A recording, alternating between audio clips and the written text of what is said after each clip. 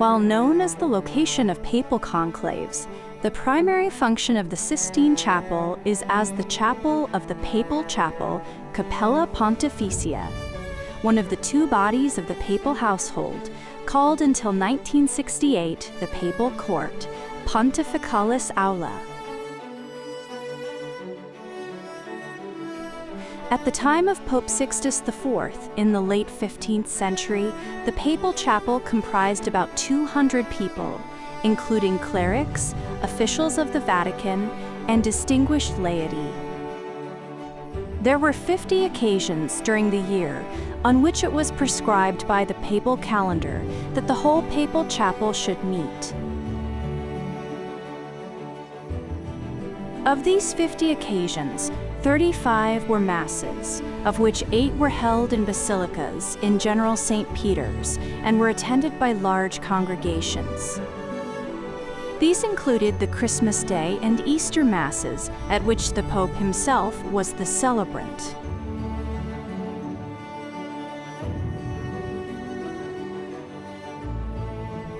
The other 27 Masses could be held in a smaller, less public space, for which the Capella Maggiore was used before it was rebuilt on the same site as the Sistine Chapel. The Capella Maggiore derived its name, the Greater Chapel, from the fact that there was another chapel also in use by the Pope and his retinue for daily worship. At the time of Pope Sixtus IV, this was the chapel of Pope Nicholas V, which had been decorated by Fra Angelico. The Capella Maggiore is recorded as existing in 1368. According to a communication from Andreas of Trebizond to Pope Sixtus IV, by the time of its demolition to make way for the present chapel, the Capella Maggiore was in a ruinous state with its walls leaning. The present chapel, on the site of the Capella Maggiore, was designed by Baccio Pontelli for Pope Sixtus IV, for whom it is named, and built under the supervision of Giovannino de' Dolci between 1473 and 1481. The proportions of the present chapel appear to closely follow those of the original. After its completion, the chapel was decorated with frescoes by a number of the most famous artists of the High Renaissance, including Sandro Botticelli, Domenico Ghirlandaio, Pietro Perugino, and Michelangelo.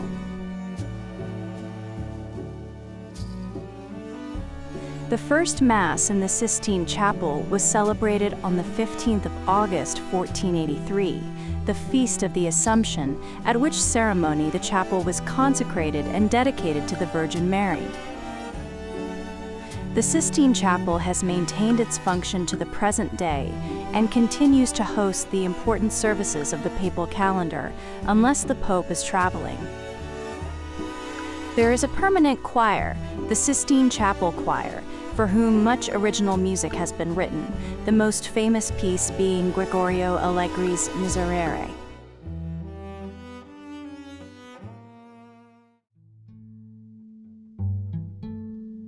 Papal conclave.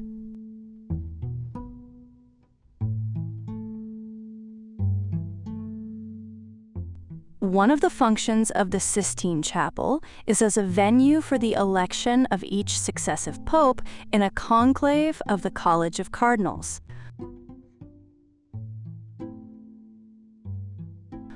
On the occasion of a conclave, a chimney is installed in the roof of the chapel, from which smoke arises as a signal.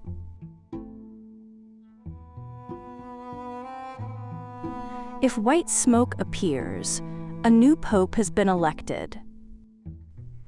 If the smoke is black, no candidate has received the required 2/3 vote, and no successful election has yet occurred. The white smoke is created by burning the ballots alone, while the black smoke is created by burning the ballots with wet straw. Chemical additives are also used for both colors. The first papal conclave to be held at the Sistine Chapel was the conclave of 1492, which took place from 6 to the 11th of August and saw the election of Pope Alexander VI. The conclave also provided for the cardinals a space in which they could hear Mass and in which they could eat, sleep, and pass time attended by servants. From 1455, conclaves have been held at the Vatican Palace. Until the Great Schism, they were held at the Dominican convent of Santa Maria sopra Minerva. Since 1996, John Paul II's Apostolic Constitution Universi Dominici Gregis requires the cardinals to be lodged at the Domus Sanctae Marthae during a papal conclave, but to continue to vote in the Sistine Chapel. Canopies for each cardinal elector were once used during conclaves, a sign of equal dignity. After the new pope accepted his election, he would give his new name. At this time, the other cardinals would tug on a rope attached to their seats to lower their canopies. Until reforms instituted by Pius X, the canopies were of different colors to designate which cardinals had been appointed by which pope. Paul VI abolished the canopies altogether, since, under his papacy, the population of the College of Cardinals had increased so much to the point that they would need to be seated in rows of 2 against the walls, making the canopies obstruct the view of the cardinals in the back row. Ahead of a conclave taking place to preserve the integrity of the marble floor on the Sistine Chapel, carpenters install a slightly elevated wooden floor alongside a wooden ramp in the entrance for those cardinals who, for one reason or another, need to be transported in a wheelchair. Underneath the raised floor is placed electronic signal jamming equipment to prevent the sending of messages into or out of the conclave, thus protecting its secrecy.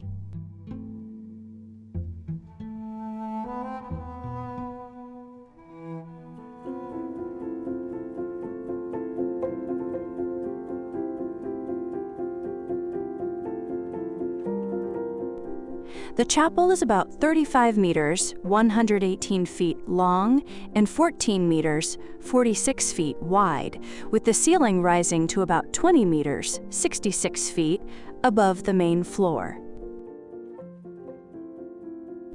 Its exterior is unadorned by architectural or decorative details, as is common in many Italian churches of the medieval and Renaissance eras. It has no exterior facade or exterior processional doorways, as the ingress has always been from internal rooms within the Apostolic Palace, Papal Palace, and the exterior can be seen only from nearby windows and light wells in the palace. Subsidence and cracking of masonry also have affected the Cappella Maggiore, necessitating the building of very large buttresses to brace the exterior walls. The accretion of other buildings has further altered the exterior appearance of the chapel.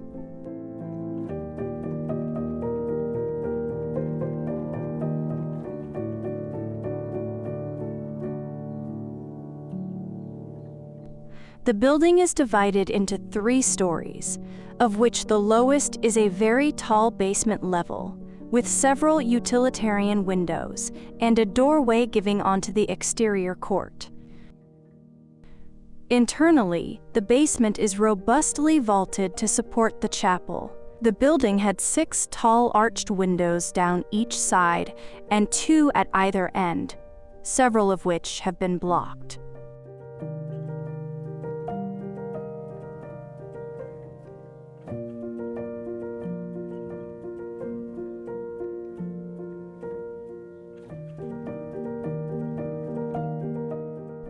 Above the vault is a third story, with wardrooms for guards.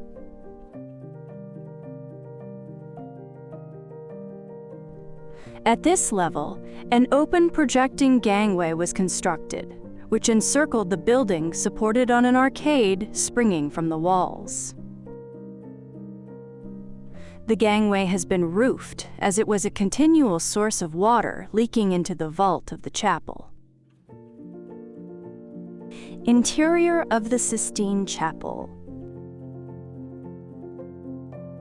The general proportions of the chapel use the length as the unit of measurement.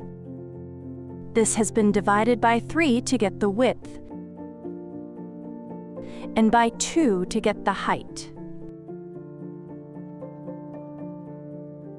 Maintaining the ratio, there were 6 windows down each side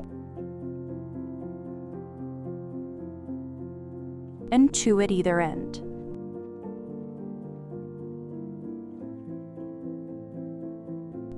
Defined proportions were a feature of Renaissance architecture and reflected the growing interest in the classical heritage of Rome. The ceiling of the chapel is a shallow cross vault, or flattened groin vault, springing from a continuous string course that encircles the walls at the level of the window arches. This main vault is intersected transversely by smaller vaults above each window, creating a rhythmic division of the ceiling's lower sections into a series of spandrels and lunettes. These elements rise from shallow pilasters positioned between the windows and contribute to the overall architectural framework of the painted scheme. The 4 curved triangular sections at the corners of the vault, though not true pendentives in structural terms, are sometimes referred to as pendentives in art historical literature, owing to their similar shape and transitional function. The cross vault was originally painted brilliant blue and dotted with gold stars, to the design of Pier Matteo Lauro de Manfredi da Amelia. The pavement is in opus Alexandrinum, a decorative style using marble and colored stone in a pattern that reflects the earlier proportion in the division of the interior and also marks the processional way from the main door, used by the Pope on important occasions such as Palm Sunday. A screen or transenna in marble by Mino da Fiesole, Andrea Bregno, and Giovanni Dalmata divides the chapel into 2 parts. Originally, these made equal space for the members of the papal chapel within the sanctuary near the altar and the pilgrims and townsfolk without. However, with growth in the number of those attending the Pope, the screen was moved, giving a reduced area for the faithful laity. The transenna is surmounted by a row of ornate candlesticks, once gilt, and has a wooden door, where once there was an ornate door of gilded wrought iron. The sculptors of the transenna also provided the cantoria, or projecting choir gallery.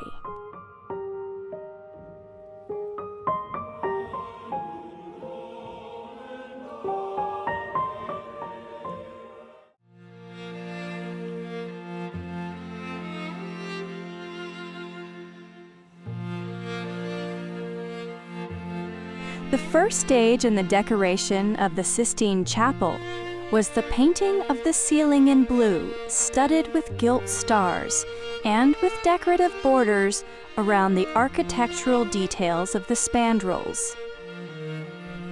This was entirely replaced when Michelangelo came to work on the ceiling in 1508. Of the present scheme of frescoes, the earliest part is that of the sidewalls. They are divided into 3 main tiers. The central tier of the walls has 2 cycles of paintings, which complement each other, the life of Moses and the life of Christ.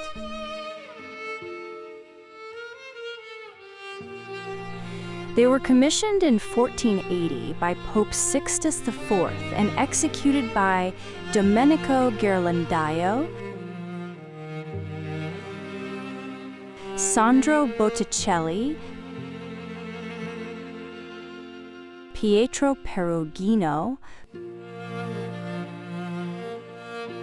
Cosimo Rosselli, and their workshops. They originally ran all round the walls, but have since been replaced on both end walls. The project was perhaps supervised by Perugino, who arrived at the chapel prior to the Florentines. It is probable that the commission of Ghirlandaio, Botticelli, and Rosselli was part of a reconciliation project between Lorenzo de' Medici, the de facto ruler of Florence, and Pope Sixtus IV. The Florentines started to work in the Sistine Chapel in the spring of 1481.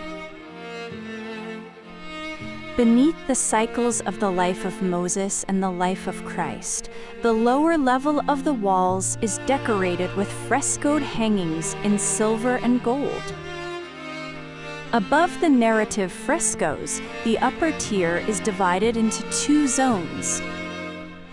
At the lower level of the windows is a gallery of popes painted at the same time as the lives.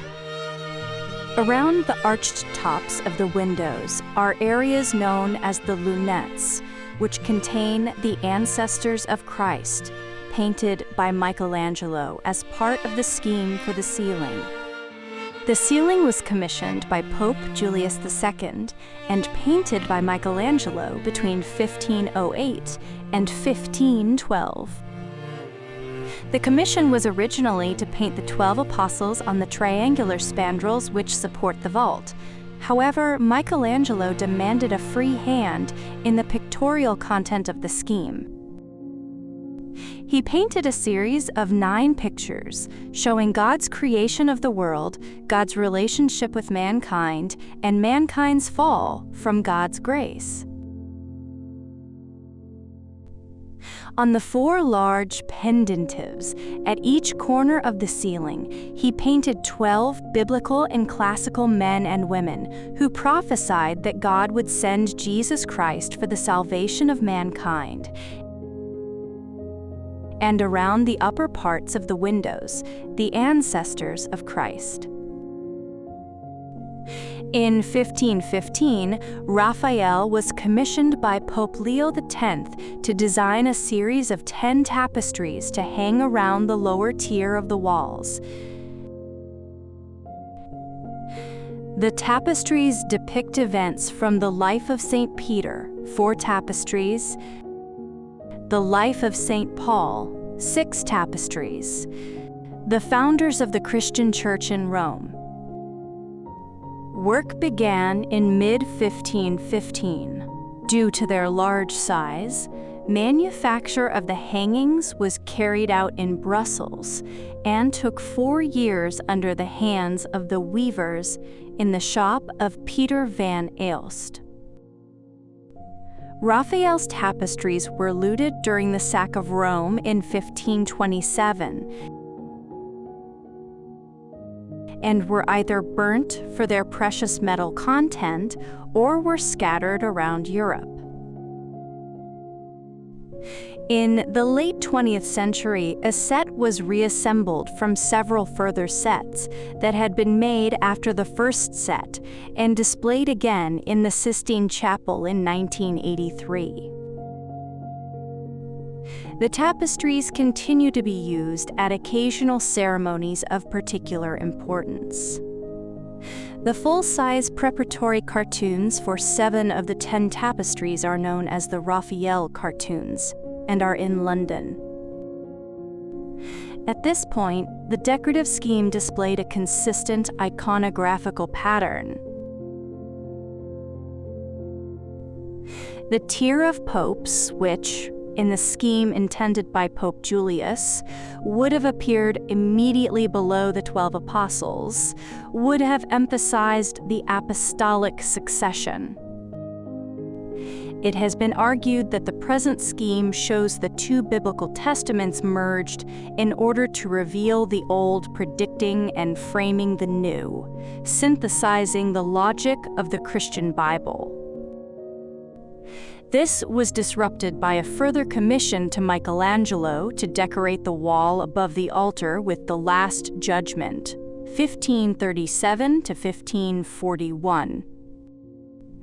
The painting of this scene necessitated the obliteration of two episodes from the lives, the Nativity of Jesus and the finding of Moses, several of the popes, and two sets of ancestors.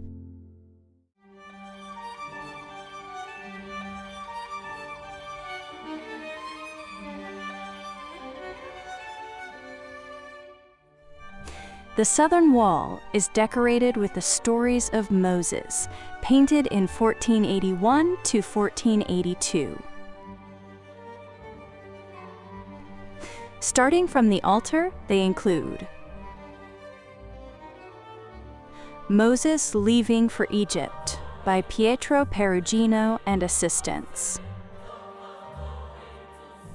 The Trials of Moses by Sandro Botticelli and his workshop. The Crossing of the Red Sea by Cosimo Rosselli, Domenico Ghirlandaio, or Biagio di Antonio Tucci. Descent from Mount Sinai by Cosimo Rosselli, or Piero di Cosimo. Punishment of the Rebels by Sandro Botticelli. Testament and Death of Moses by Luca Signorelli, or Bartolomeo della Gatta.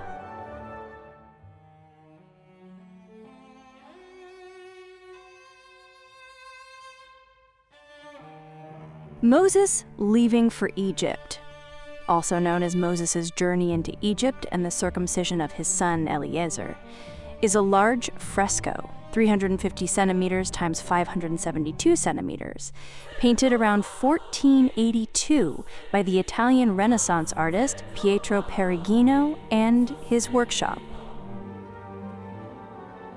It is located on the south wall of the Sistine Chapel in the Vatican as the first scene in the cycle of the life of Moses, starting from the altar wall. Pope Sixtus IV commissioned the decoration of the Sistine Chapel in 1481 to 1482 to celebrate papal authority and the continuity of divine covenant from the Old Testament to the New. Perugino, already working in Rome, led the project and was joined by Florentine masters like Sandro Botticelli, Domenico Ghirlandaio, and Cosimo Rosselli. The south wall features 8, originally scenes from Moses' life, paired typologically with New Testament scenes on the north wall. This fresco directly faces Perugino's own Baptism of Christ, creating a deliberate visual and theological link.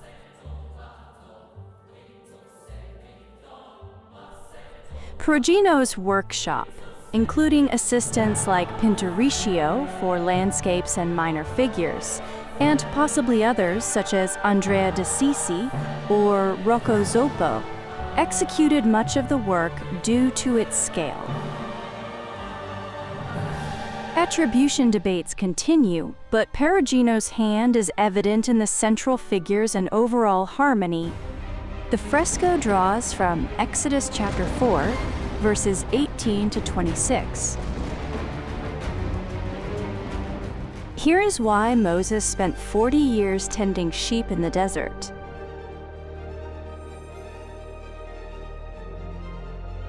Moses had to leave Egypt in a hurry. After he killed an Egyptian taskmaster who was beating a Hebrew slave, Pharaoh found out and tried to have him executed. Moses fled to the land of Midian, modern-day Saudi Arabia/Jordan. While resting at a well,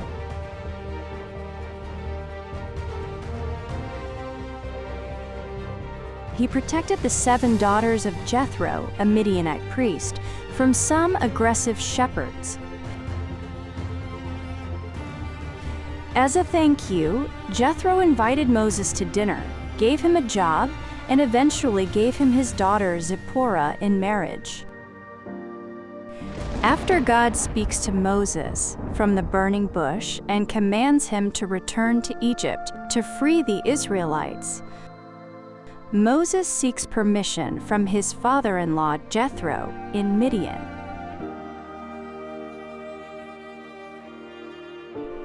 He then sets out with his wife Zipporah and their 2 sons, Gershom and Eleazar.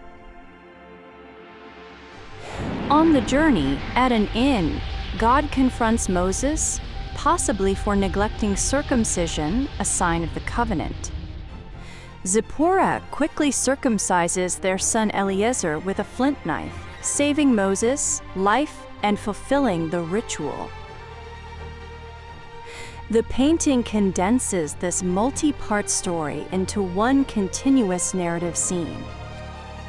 A common Renaissance technique called continuous narrative, allowing viewers to read the story from right to left or across planes, much like a medieval manuscript illumination brought to life. The fresco unfolds in a serene, expansive, hilly landscape typical of Perugino's Umbrian style. Key elements include foreground and central action. Moses, identifiable by his consistent yellow and green robes across the Sistine Moses cycle, stands prominently, staff in hand. To his right is Zipporah, often in flowing blue or elegant drapery. An angel appears in the center, instructing Moses about the circumcision. On the right, Zipporah kneels and performs the circumcision on young Eleazar, with Moses observing nearby. Background scenes. The background on the left depicts a group of shepherds, echoing Moses' earlier life as a shepherd in Midian. On the center, Moses and Zipporah bid farewell to Jethro, her father, before departing. A caravan with camels and porters evokes the journey. Landscape and symbolic details. A gentle, rolling terrain with slender trees, rocky outcrops, and distant mountains creates perspective and space. A prominent palm tree symbolizes Christian sacrifice and victory. 2 birds are shown mating in the sky, an allusion to cycles of natural renewal and, by extension, spiritual rebirth. Groups of elegantly dressed women in flowing Renaissance gowns, a motif shared with Botticelli and Ghirlandaio, enhance the graceful, courtly atmosphere. Shepherds and livestock in the midground add pastoral serenity.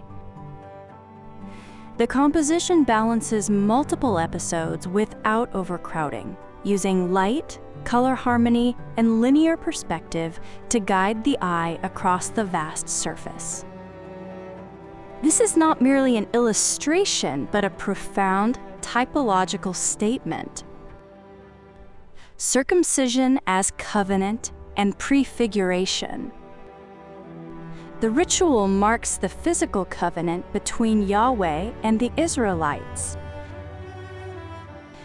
Early church fathers like St. Augustine interpreted it as a spiritual circumcision, directly paralleling Christian baptism, the opposite fresco. This reinforces the Sistine program's message.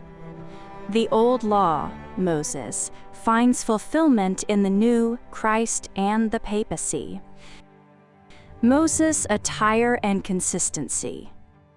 His yellow-green robes unify the entire Moses cycle, emphasizing his role as lawgiver and prophet.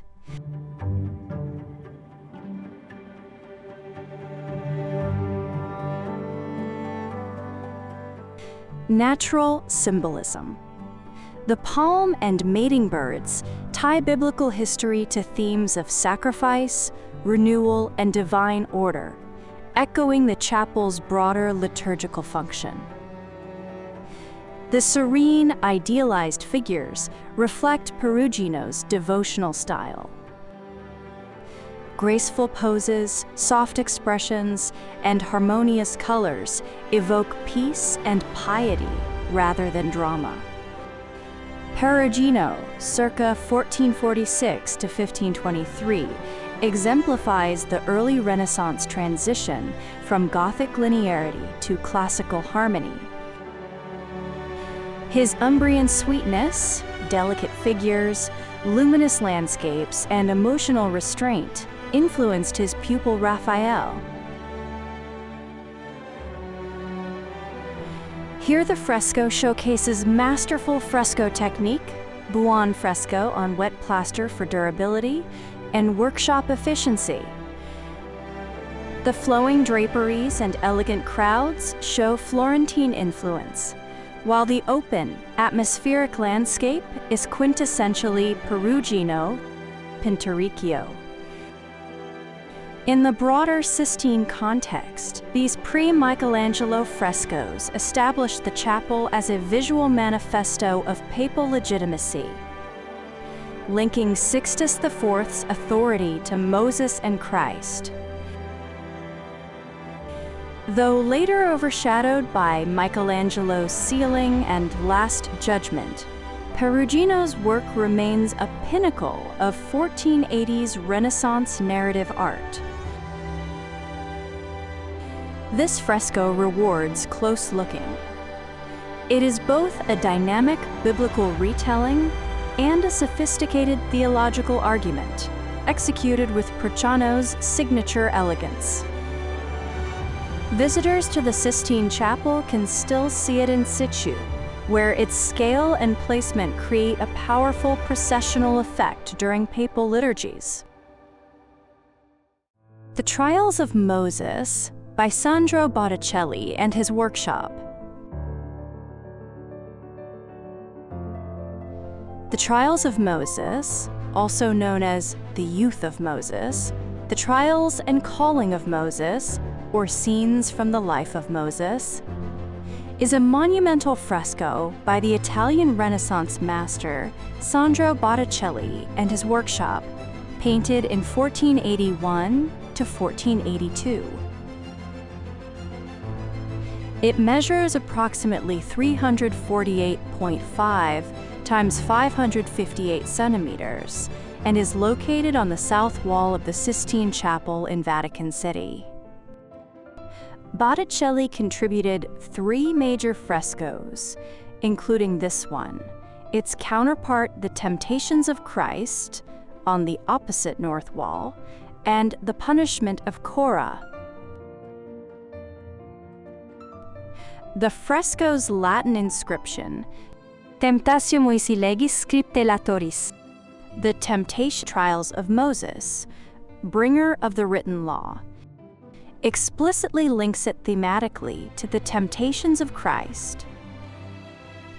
Both explore trials, temptation, justice, and divine calling. Subject matter and narrative structure.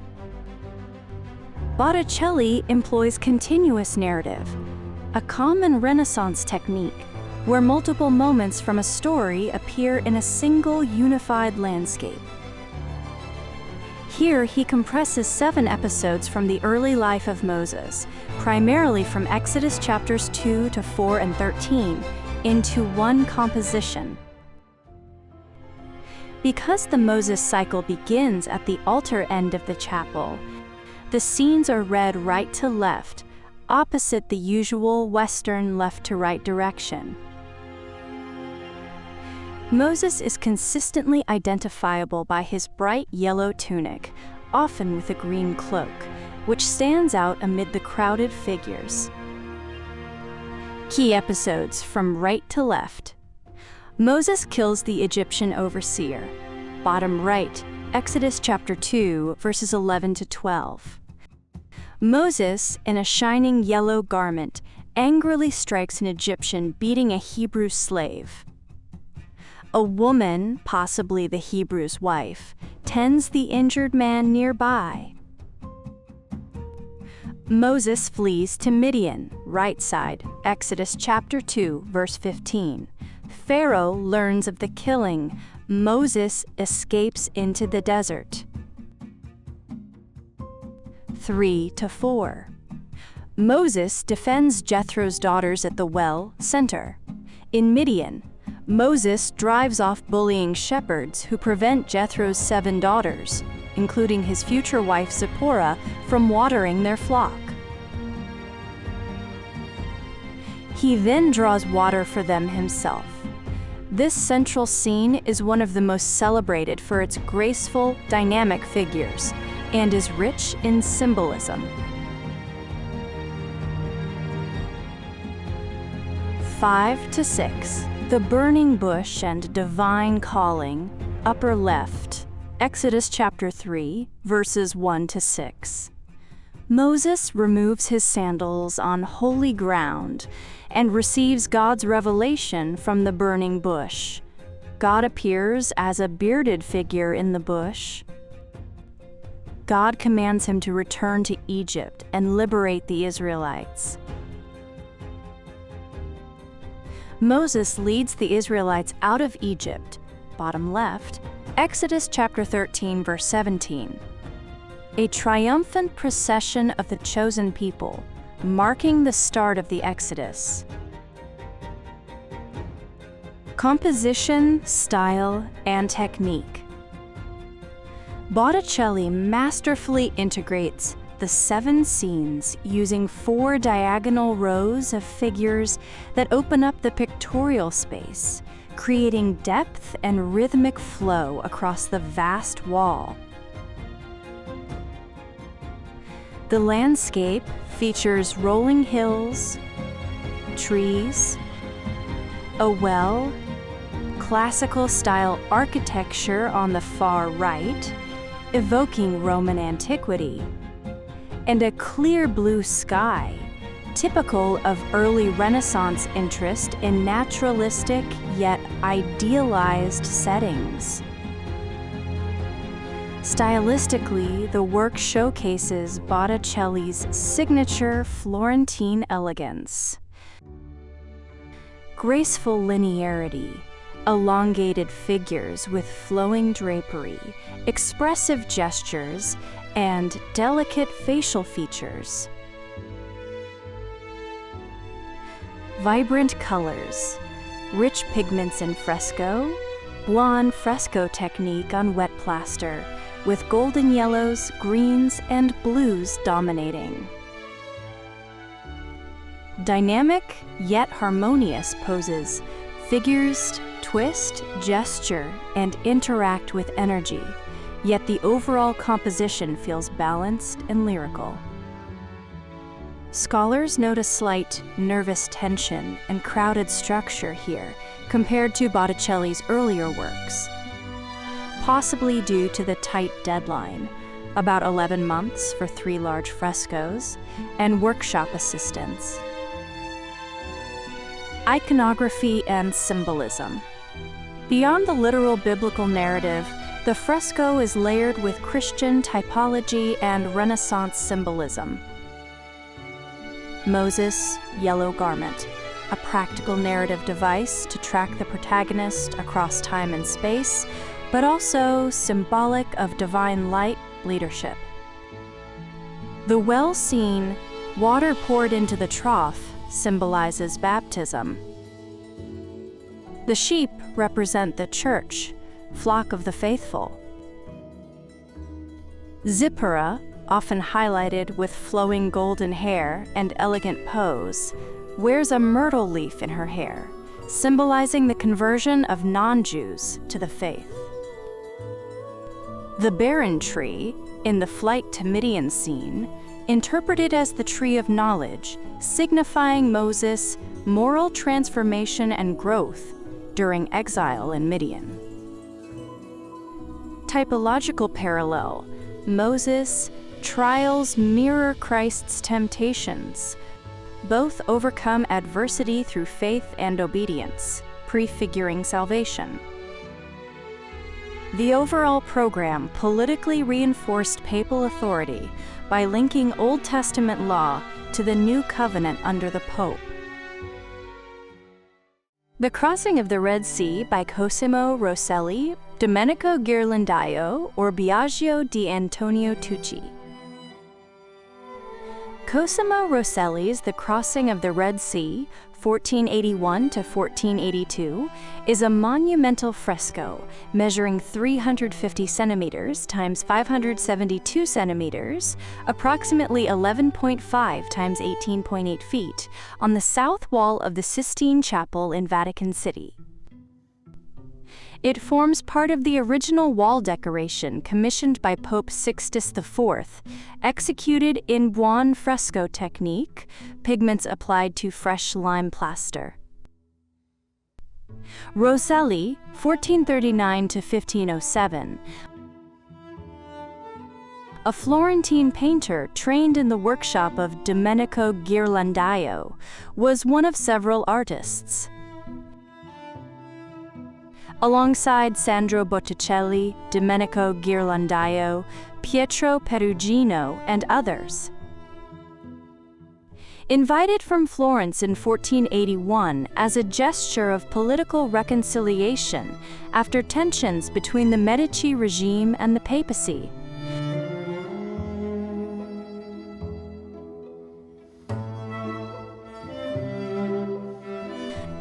The entire cycle was completed rapidly by 1482 to 1483. Attribution of this specific fresco is traditionally given to Rosselli, though some scholars note stylistic similarities, suggesting possible collaboration or execution by Biagio d'Antonio Tucci, or workshop assistance from Ghirlandaio. Biblical subject and narrative approach. The fresco illustrates the climactic events of Exodus chapter 14, the parting of the Red Sea, the Israelites' safe crossing, and the drowning of Pharaoh's pursuing army.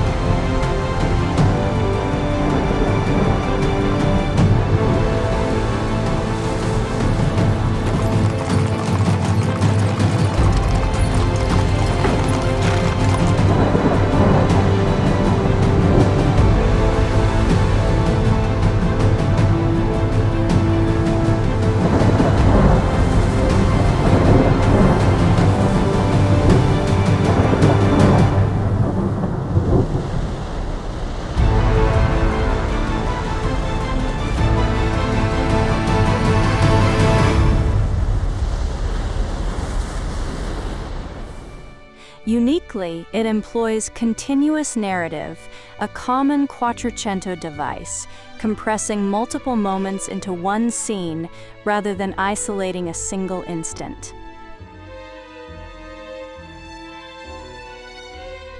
Right background. Moses and Aaron plead with Pharaoh to release the Israelites. Upper center. A dramatic hailstorm, divine punishment, lashes down. Central element. A pillar, representing the pillar of fire, cloud sent by God, hovers above the waters. Center and right midground. The Red Sea closes, engulfing the Egyptian forces, chariots, horses, armored soldiers in contemporary Renaissance military gear. Pharaoh is shown in a dramatic scream of panic. Some Egyptians desperately swim or cling to wreckage. Left foreground and midground. The Israelites stand safely on the far shore in celebration and procession, led by a youthful Moses in a vibrant yellow garment and green cloak, holding a command baton. The prophetess Miriam, Moses' sister, kneels prominently, playing a chordophone, zither, or lute-like instrument.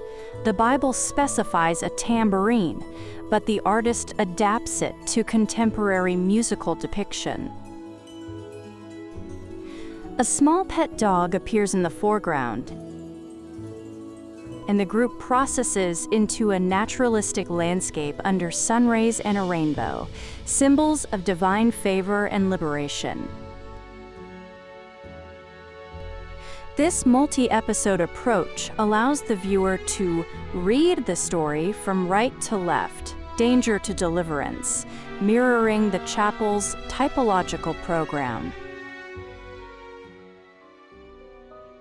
Composition and visual description. The vast horizontal format creates a sweeping panoramic drama divided by the sea. Right judgment. Chaotic mass of drowning Egyptians, overturned chariots, thrashing horses, flailing soldiers, under stormy skies. The background includes a distant cityscape and ships, heightening spatial depth. Center. The parted, then closing waters form a dynamic, swirling divide. The pillar adds vertical emphasis and supernatural presence. Left. Deliverance. Rocky shore crowded with expressive Israelites, men, women, children, in colorful Renaissance attire. Figures gesture in awe, gratitude, or conversation. The procession moves toward the background hills. Rosselli balances the crowded composition through rhythmic grouping, overlapping figures, and contrasting moods. Calm relief on the left versus turbulent panic on the right.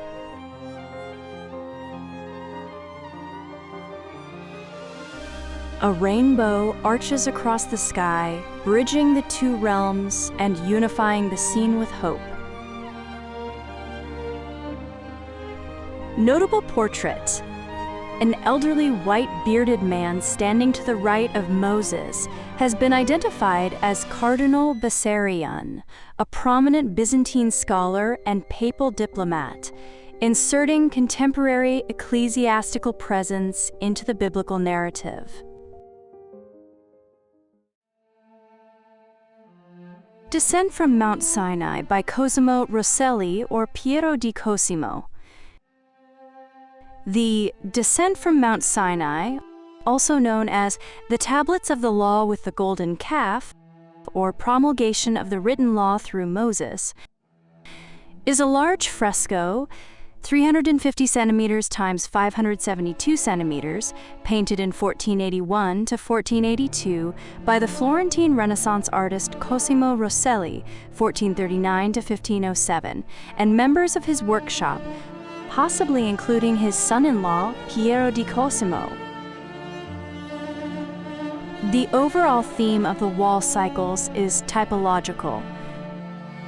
Old Testament events, Moses, prefigure New Testament ones, Christ, underscoring the continuity of divine law and the authority of the Church. This fresco's inscription in the upper frieze reads, Promulgatio legis scripte per Moisem, promulgation of the written law through Moses.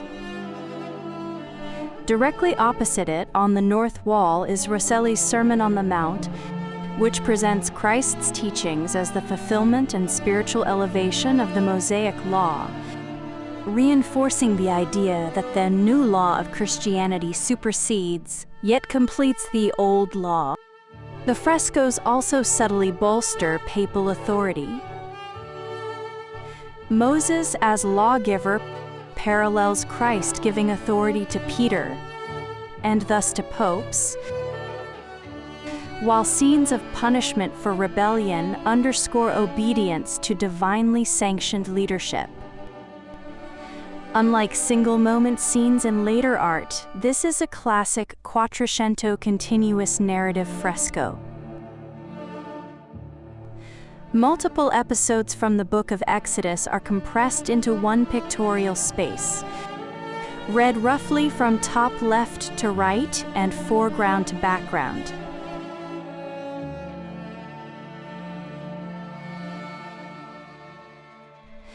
The primary sources are Exodus chapter 24, verses 12 to 18 and 31 to 18.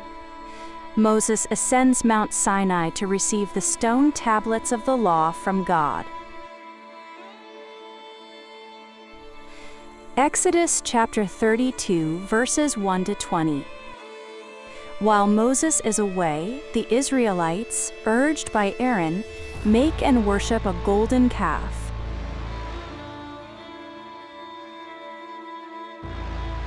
Moses returns, sees the idolatry, and shatters the tablets.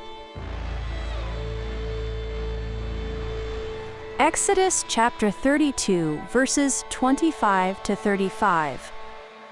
Punishment of the idolaters. Exodus chapter 34, verses 1 to 4. Moses receives a second set of tablets.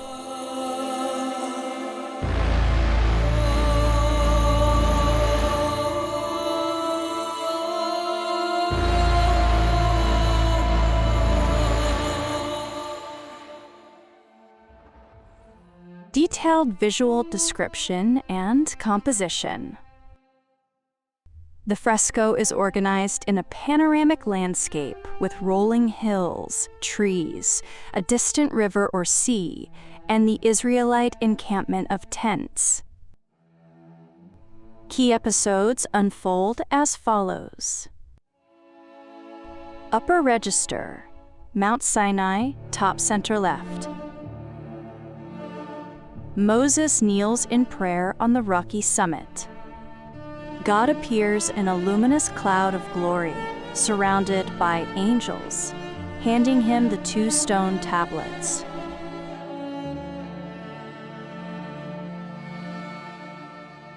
Below Moses, a youthful Joshua, who accompanied him partway up the mountain, sleeps peacefully against a rock. Left foreground, Moses, now with horns of light or rays on his head, a common iconographic detail from the Latin Vulgate mistranslation of rays of light as horns. And Joshua descend and present the tablets to the gathered Israelites. Some figures hold or read scrolls, emphasizing the transmission of the law. Center background and midground. The Israelite camp is dominated by an altar bearing the golden calf, a small golden bull statue. A crowd, led by Aaron, Moses' brother, worships it with music, dance, and offerings. Several figures are deliberately shown from behind, a Renaissance convention for morally negative or treacherous characters. Compare Judas in Rosselli's own Last Supper on the north wall.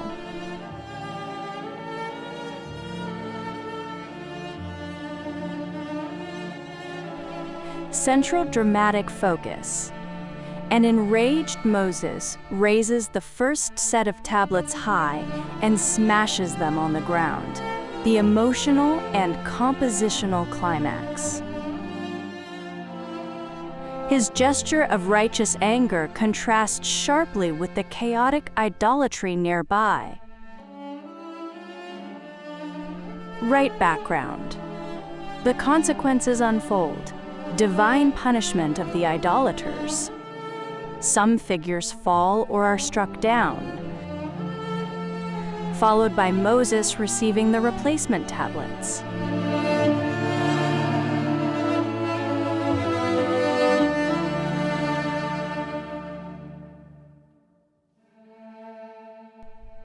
Joshua reappears beside Moses in distinctive blue and yellow garments.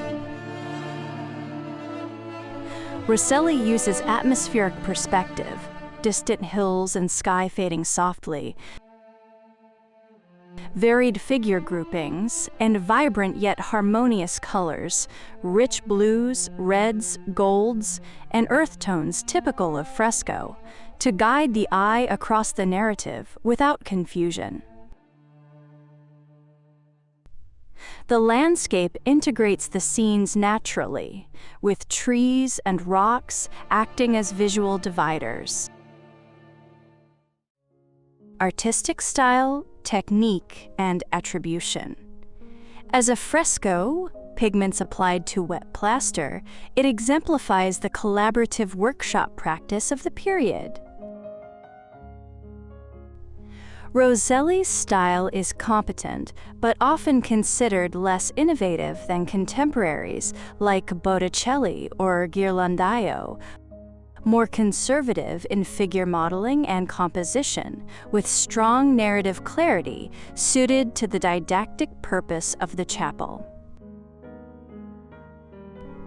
Scholars debate the exact contributions of assistants. Some elements, especially the more dynamic or idealized figures, have been attributed to Pietro di Cosimo, while others suggest Biagio d'Antonio for related Moses scenes. The overall design and execution remain credited primarily to Rosselli and his workshop. Iconographic and symbolic analysis. Golden calf, symbol of idolatry, false worship, and human weakness, fickleness in the absence of leadership. Its placement at the visual center highlights the central moral warning. Breaking of the tablets represents the temporary rupture of the covenant due to sin, but also Moses' zeal for God's law. Second tablets emphasize God's mercy and the renewal of the covenant, foreshadowing Christian themes of redemption. Joshua. As Moses' faithful successor, he subtly prefigures the continuity of leadership linking to Peter, Christ in the parallel cycle. Figures in contemporary dress. Some Israelites and bystanders wear 15th century Florentine Renaissance clothing, making the biblical story feel immediate and relevant to the chapel's viewers, cardinals, popes, and the faithful.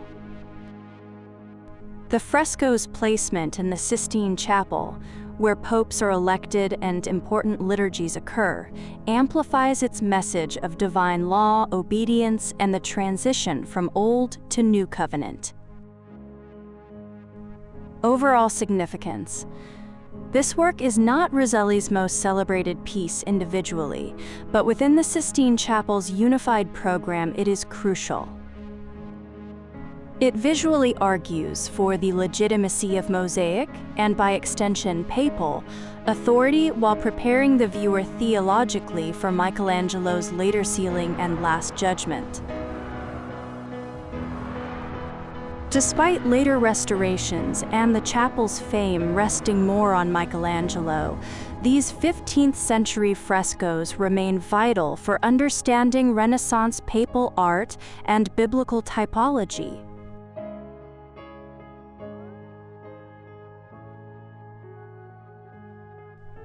If you visit the Sistine Chapel, this fresco is on the south wall, roughly the fourth panel from the altar end. High-resolution details reveal the lively expressions, intricate costumes,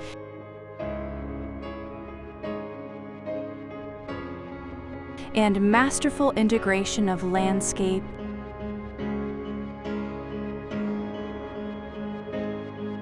and narrative that make it a quintessential example of late Quattrocento storytelling in fresco.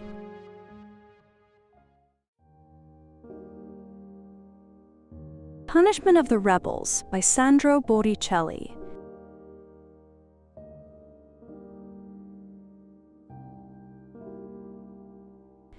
The Punishment of the Rebels, also titled The Punishment of the Sons of Korah, The Punishment of Korah, Dathan, and Abiram, or The Chastisement of Korah, Dathan, and Abiram, is a monumental fresco by Sandro Botticelli, created in 1481 to 1482. It measures approximately 348.5 times 570 centimeters and is located on the south wall of the Sistine Chapel in the Vatican. Background history. Pope Sixtus IV commissioned the frescoes on the Sistine Chapel's side walls in 1481 as part of a political and religious reconciliation between Rome, the Papal States, and Florence. After tensions, including the 1478 Pazzi conspiracy,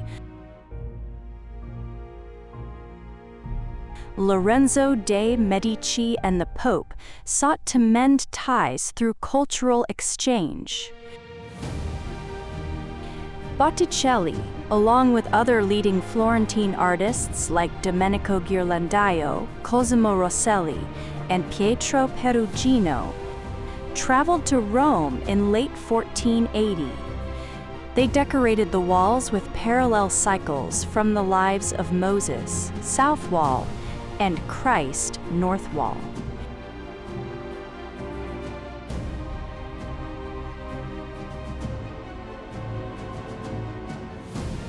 This program emphasized the continuity between the Old and New Testaments and, crucially, the divine authority of the papacy as the successor to Mosaic law and Christ's teachings.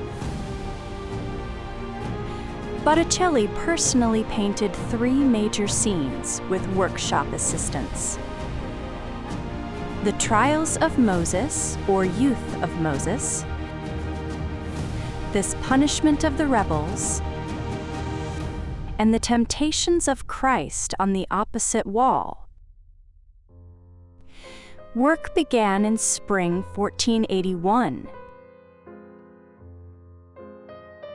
His contract was renewed in February 1482, but he returned to Florence after his father's death.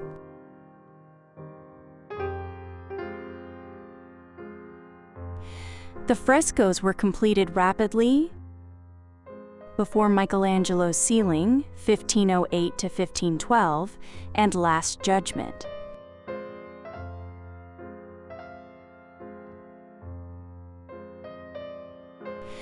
The overall chapel program was propaganda for papal supremacy amid 15th century challenges to church authority. Botticelli's fresco is often seen as the thematic key to the pre-Michelangelo decoration.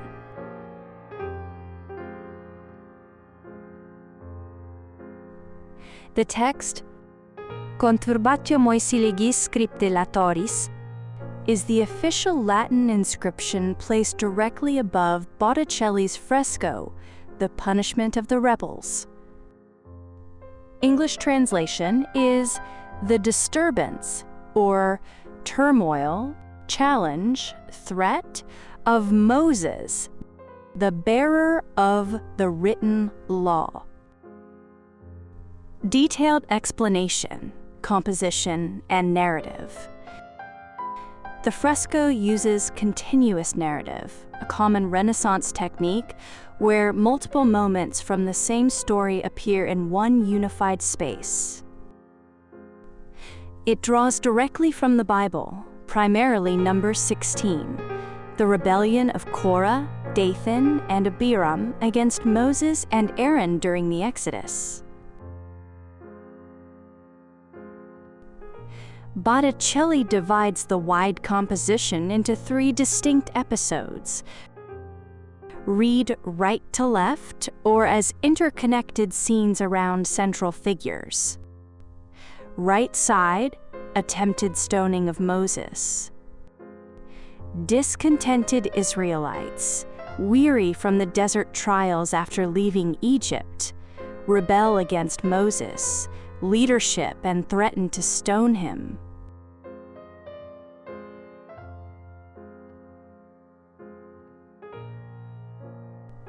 Moses, an elderly man with a long white beard, in a yellow robe and olive green cloak, raises his hand in warning or horror. Joshua, in white sleeves, heroically steps in to protect him, holding back the crowd armed with stones. This episode highlights early dissent during the Exodus. Center, rebellion over priestly authority. The core conflict involves Korah, a Levite, Dathan, Abiram, and 250 followers challenging Moses and Aaron's divine leadership. They accuse them of self-aggrandizement and demand to perform priestly duties, offering incense. Moses and Aaron confront the rebels. Aaron, dressed as high priest in a blue robe and swinging a censer, stands solemnly.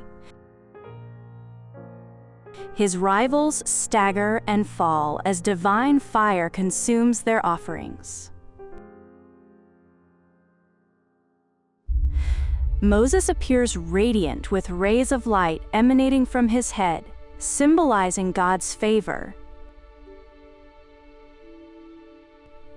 Aaron wears the triple-ringed papal tiara, explicitly linking him to the Pope as his spiritual predecessor.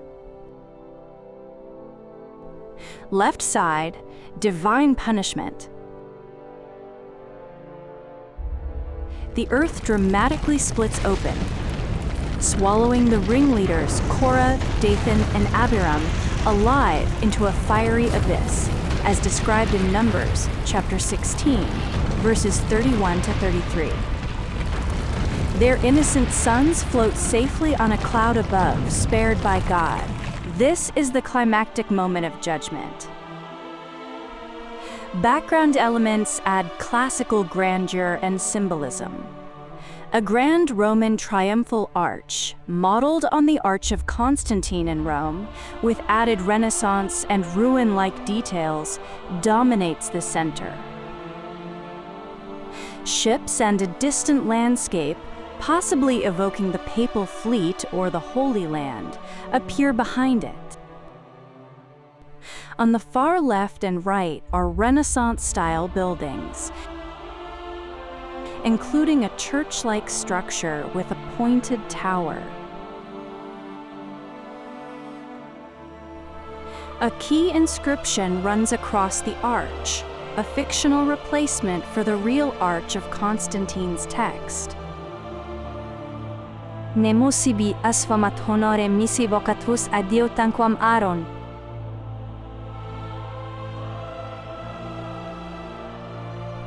No man taketh this honor, the priesthood, unto himself, but he that is called of God, as was Aaron. Paraphrasing Hebrews chapter 5, verse 4. This directly reinforces the theme of divinely appointed authority. artistic and thematic analysis. Botticelli's style here blends Florentine elegance with Roman classicism.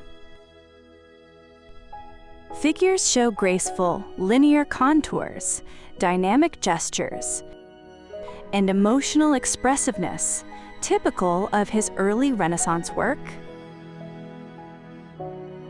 Pre-birth of Venus. The composition is crowded yet balanced, using perspective, foreshortening, and overlapping figures to create depth despite the fresco scale. Colors are vibrant, restored in modern times, with rich robes, dramatic skies, and golden architectural accents.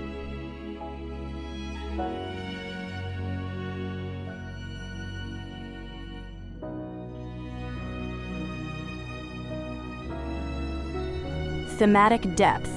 The fresco is not just biblical illustration, but pointed political allegory. It warns that rebellion against God's chosen leaders, Moses, Aaron equals Pope, invites divine retribution. In the context of Sixtus IV's papacy, it countered contemporary critiques of papal power.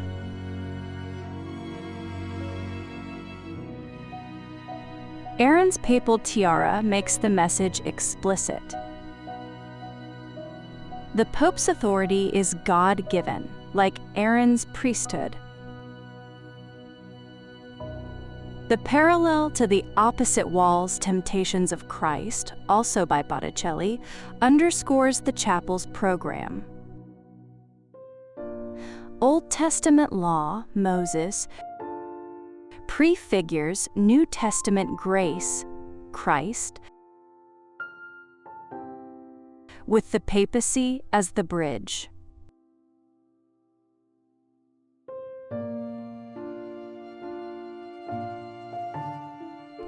Legacy and significance.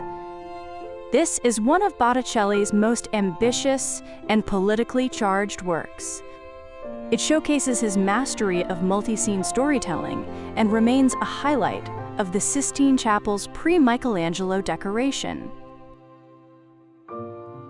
Its message of authority and divine order resonated in an era of political intrigue and church reform debates.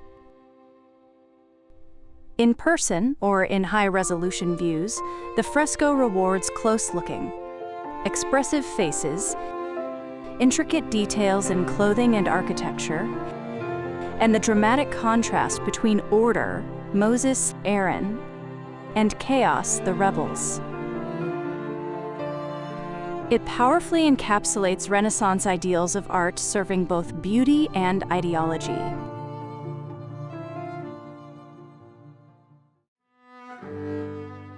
Testament and Death of Moses by Luca Signorelli or Bartolomeo della Gatta. The Testament and Death of Moses, also known as Moses' Testament and Death, is a large fresco, 350 centimeters times 572 centimeters, executed around 1481 to 1482 on the south wall of the Sistine Chapel in the Vatican.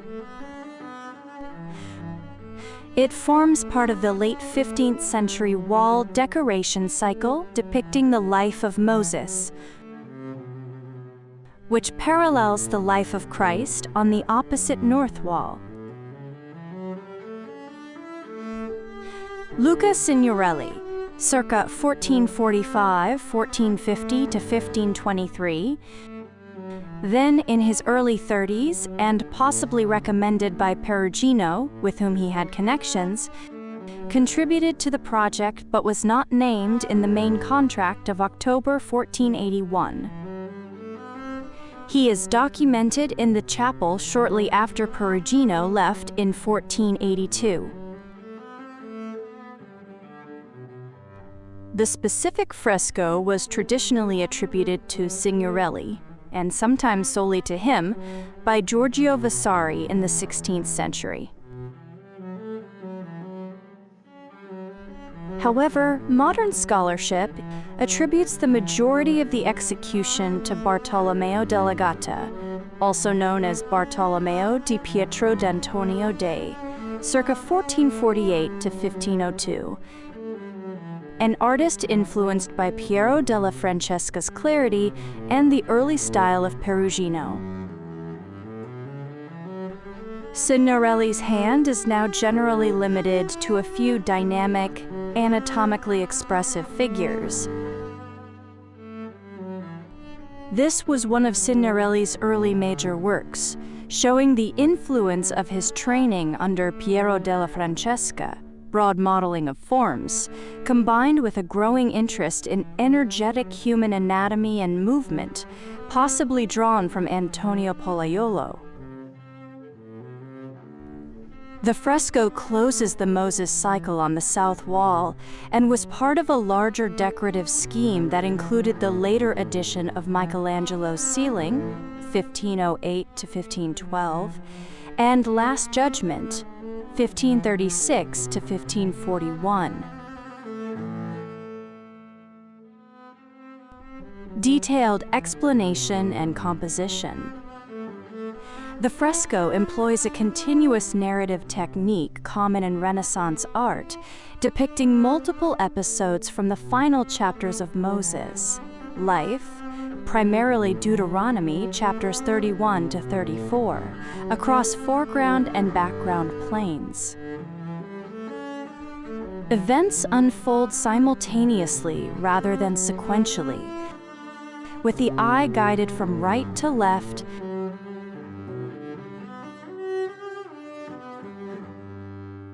and from foreground to background.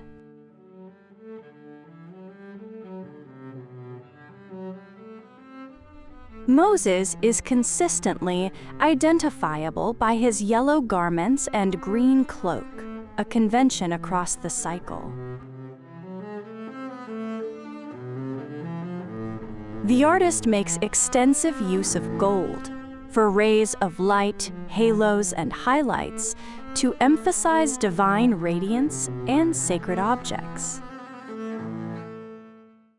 Deuteronomy chapters 31 to 34.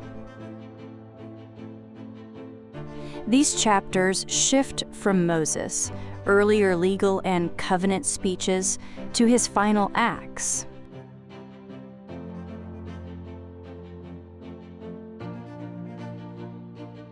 Encouraging the people, passing leadership to Joshua, delivering a prophetic song and tribal blessings, and ultimately dying just outside the Promised Land. The narrative emphasizes themes of covenant faithfulness, leadership succession, divine judgment and mercy, and the transition from wilderness wandering to conquest of Canaan. Deuteronomy chapter 31, Moses, farewell charge, succession to Joshua, and the law as witness. Moses, now 120 years old and barred by God from entering the Promised Land due to an earlier incident at Meribah, addresses the entire assembly of Israel. He reassures them that God himself will cross the Jordan ahead of them, destroy the enemy nations, and fight on their behalf. He repeatedly urges the people, and especially his successor, Joshua, to be strong and courageous, because the Lord will never leave or forsake them. Det 31 to 1:8.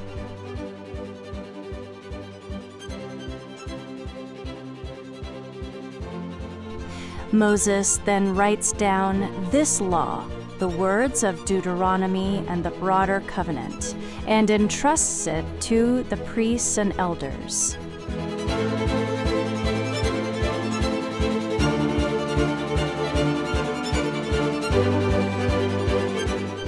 He commands that every 7 years, During the Festival of Tabernacles, Sukkot, the law must be publicly read aloud to all Israel, men, women, children, and foreigners.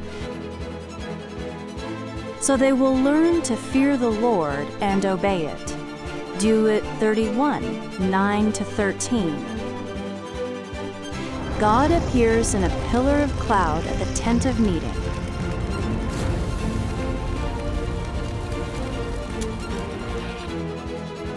And privately warns Moses that after his death, the people will turn to foreign gods and break the covenant. To serve as a perpetual witness against them, God instructs Moses to write and teach Israel a special song, which becomes chapter 32.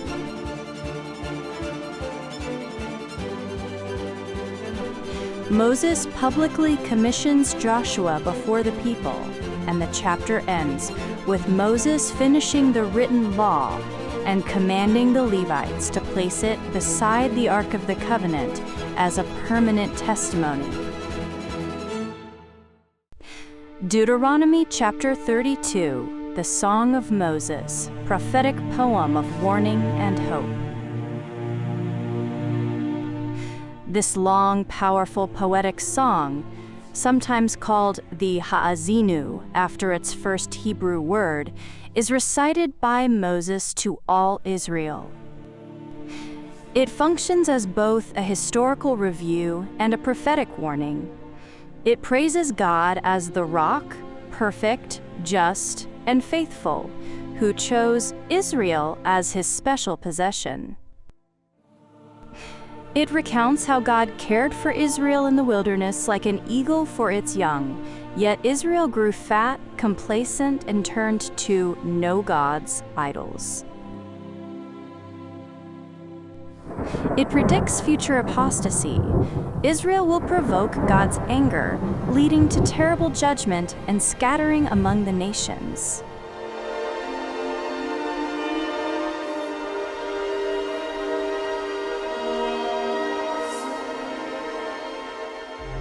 Yet it promises ultimate vindication. God will judge Israel's enemies, have compassion on his people, and restore them.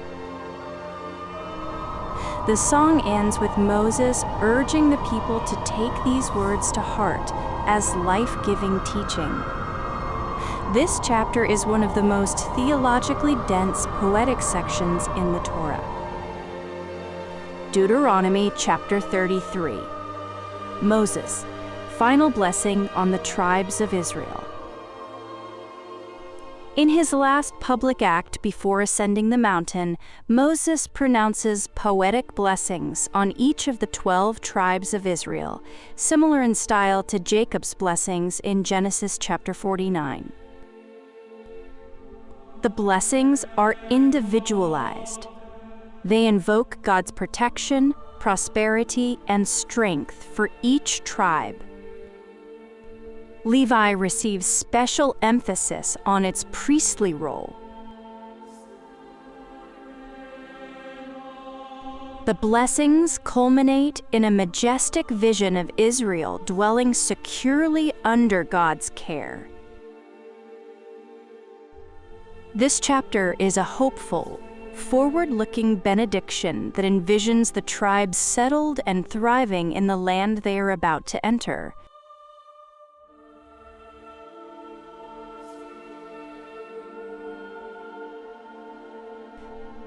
Deuteronomy chapter 34, the death of Moses and the transition to Joshua.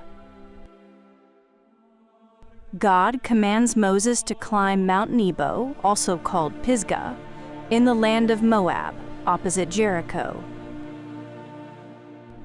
From the summit, the Lord shows Moses a panoramic view of the entire Promised Land, from Gilead in the north to the Negev in the south, and from the Mediterranean Sea in the west to the Jordan Valley and Zoar in the east.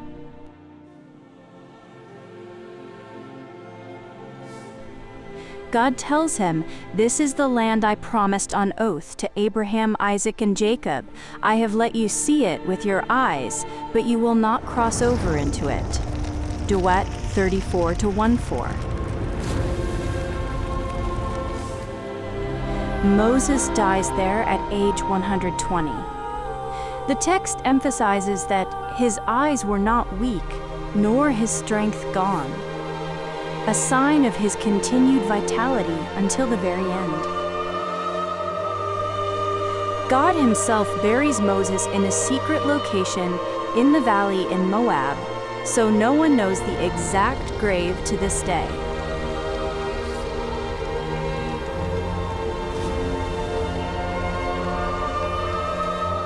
The Israelites mourn Moses for a full 30 days in the plains of Moab. Joshua, son of Nun, is then filled with the spirit of wisdom and officially succeeds Moses as leader. The people obey him as God had commanded. The book and the Torah close with a final tribute. Since then, no prophet has risen in Israel like Moses, whom the Lord knew face to face. For no one has ever shown the mighty power or performed the awesome deeds that Moses did in the sight of all Israel. Duet 34:10-12. Now that we know the background story, let's look back at the painting. Key scenes read roughly right to left. Right foreground, main scene. The elderly, 120-year-old Moses sits elevated on a rise or throne-like structure, addressing the Israelites while holding his staff and an open book, the Law or Testament. Golden rays emanate from his head, referencing the biblical description of Moses' radiant face after descending Mount Sinai, Exodus chapter 34, verses 29-35. At his feet is the open Ark of the Covenant, revealing the jar of manna and the 2 tablets of the law, symbols of God's covenant and provision. A large crowd of Israelites, men, women, children in varied, colorful Renaissance attire, listens attentively. This group represents the new generation born during the 40 years of wandering in the desert, ready to enter the Promised Land. Left foreground. Moses appoints Joshua as his successor.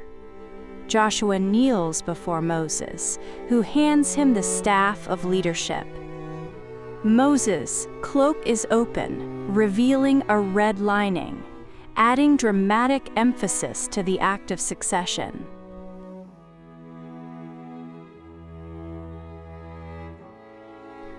Center and left background. Moses is led by an angel up Mount Nebo, where he is shown a panoramic view of the Promised Land, which he himself will never enter, as punishment for an earlier transgression. Moses descends the mountain, holding his baton staff.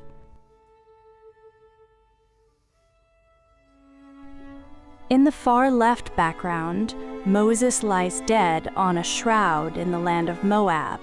The Israelites gather around his body in mourning. He was buried by God, and the people mourned him for 30 days.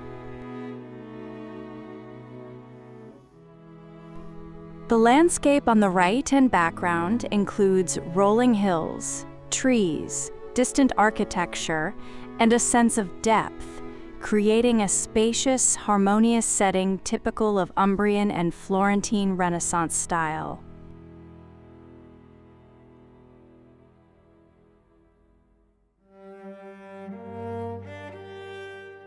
artistic analysis and significance. Stylistically, the work blends Delegata's vibrant colors, subtle lighting, and graceful Perugino-like figures, with Signorelli's emerging signature traits. Energetic anatomical modeling, emotional expressiveness, and dynamic poses.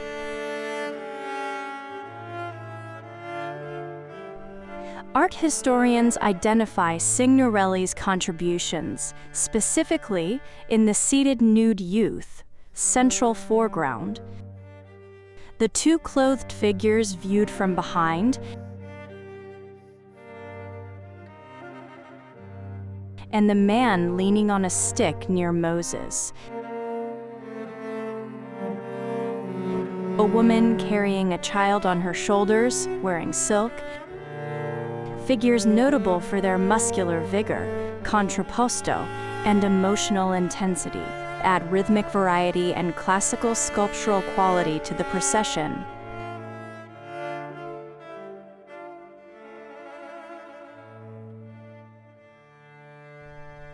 These elements foreshadow Signorelli's later masterpieces, such as the Last Judgment frescoes in Orvieto Cathedral, 1499 to 1502, where dramatic nudes and movement dominate.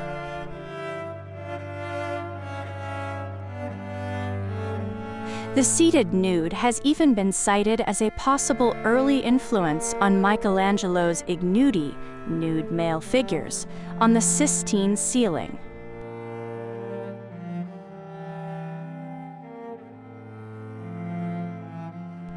The composition prioritizes narrative clarity and theological symbolism over dramatic pathos.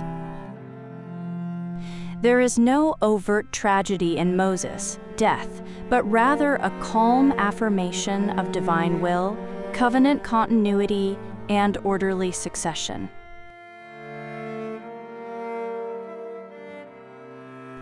This aligns with the chapel's overall program, reinforcing papal legitimacy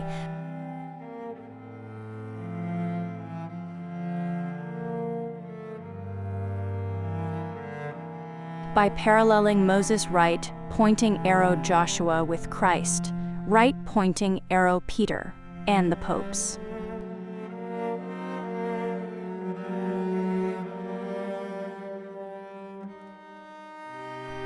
In broader context, this fresco represents the collaborative, high Renaissance workshop system of the late 15th century and marks an early high point in Signorelli's career. Bridging Piero della Francesca's serene classicism with a more vigorous, body-centered approach that would influence the next generation, including Michelangelo.